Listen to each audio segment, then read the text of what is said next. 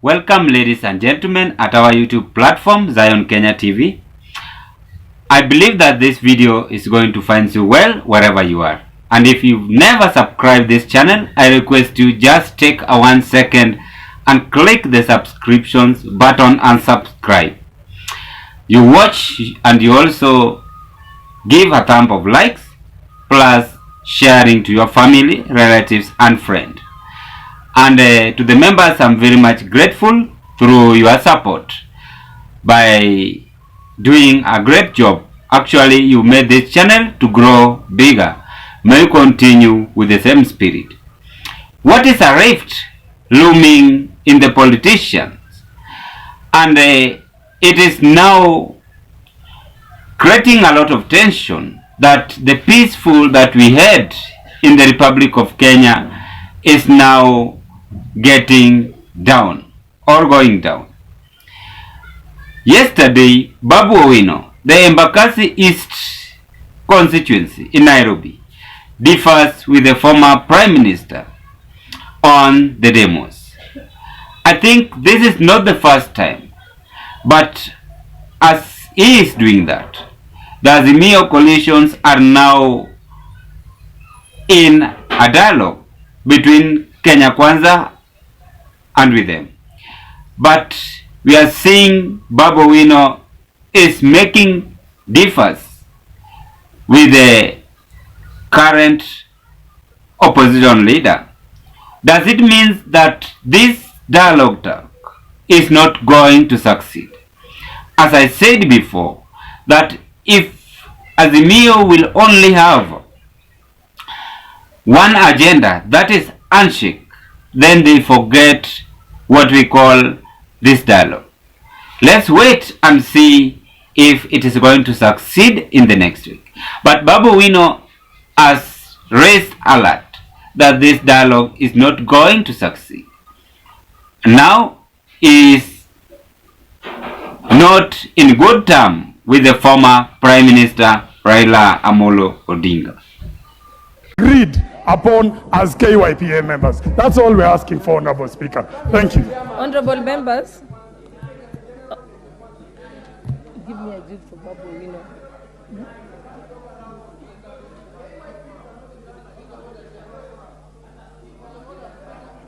Honorable Babu Owino, I will read for you standing order number 107 and 107A.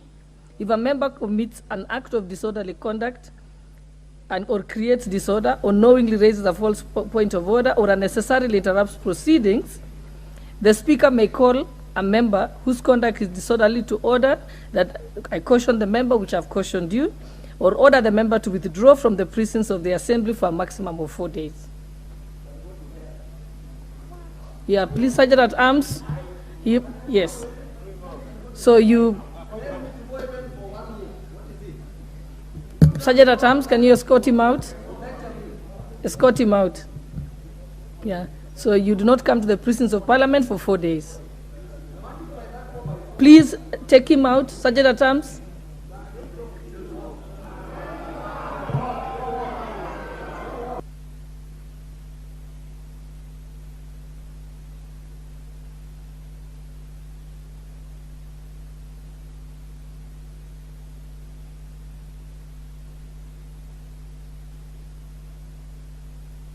Escort him, please. Honorable Kamket, allow him to go.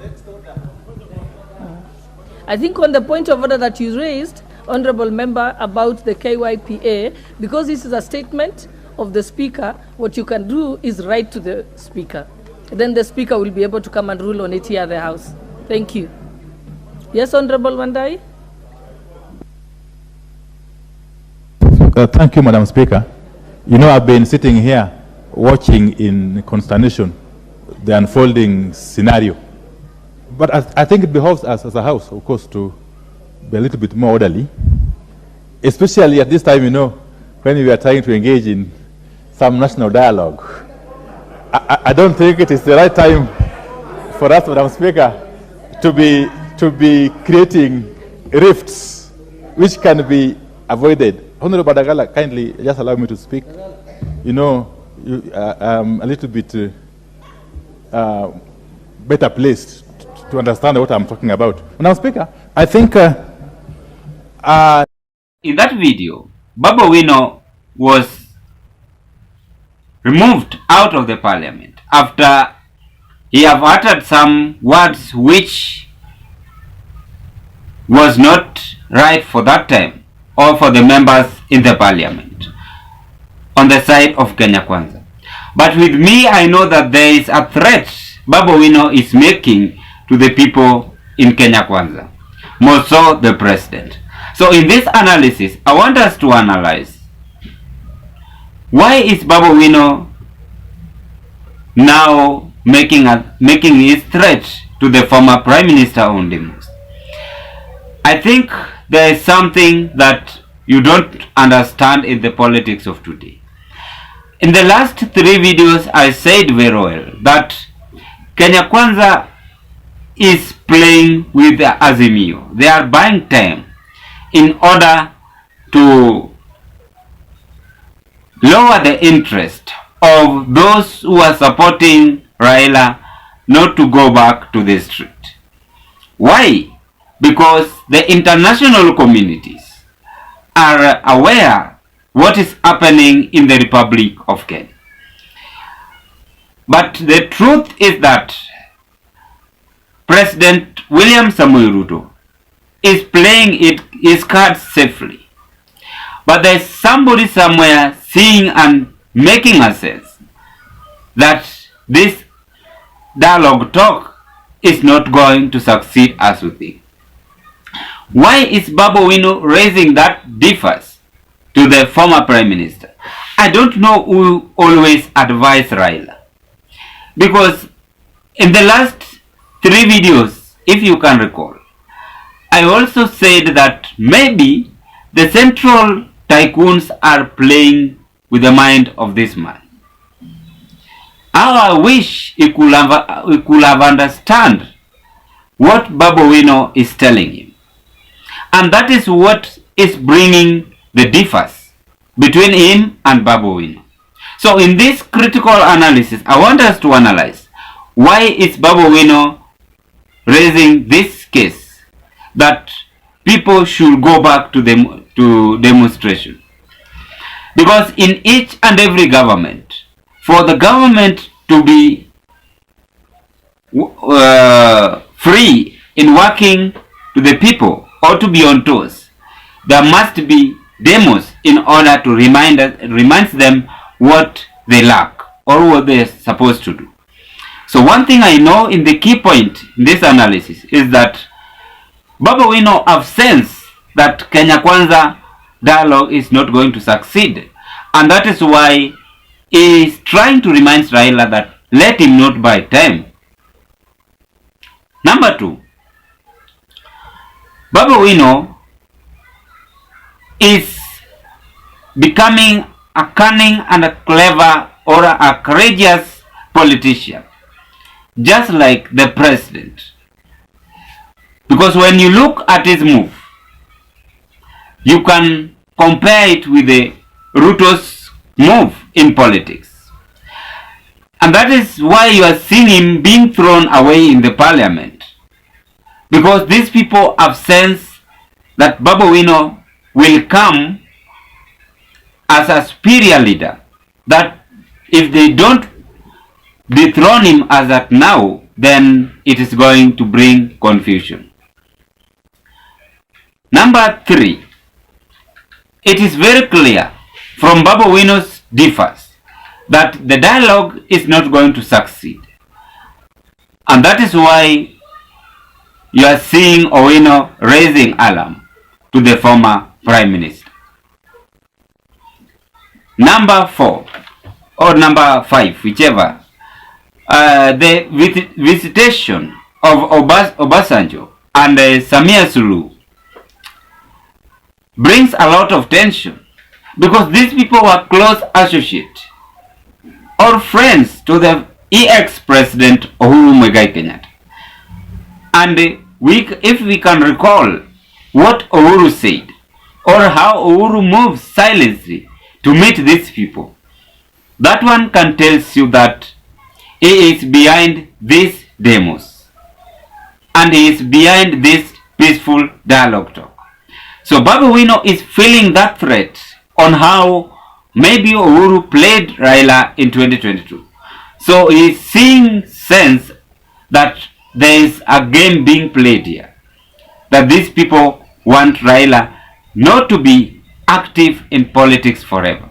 So that is why Babu Owino is making differences between him and the former Prime Minister. The advice of Jeremiah Kioni is also a game, because the central people have been playing the people of Nyanza, and I wonder why is this man from Nyanza always concentrating to these people. I wish he could have followed what Owino is saying to him. Then lastly, Kimani Ichung'wah's speech which he made the other day can also make Babu Owino to differ with Raila, because at now he is having a dialogue. Then when you listen to him in 4 days ago, how he speaks in Githurai, it can tell you that these people are actually wasting time to the people of Azimio. It is like Azimio are the one who are now begging them in order to get a vacancy in them, Kenya Kwanza government. And that is what Babu Owino does not want.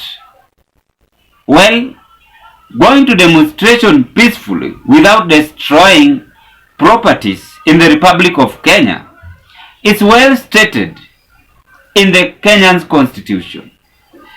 But what always creates difference or differs between the people and the police officers is how some of them have mannerless behaviors that is not recommended, and this is always making police officers to use forces.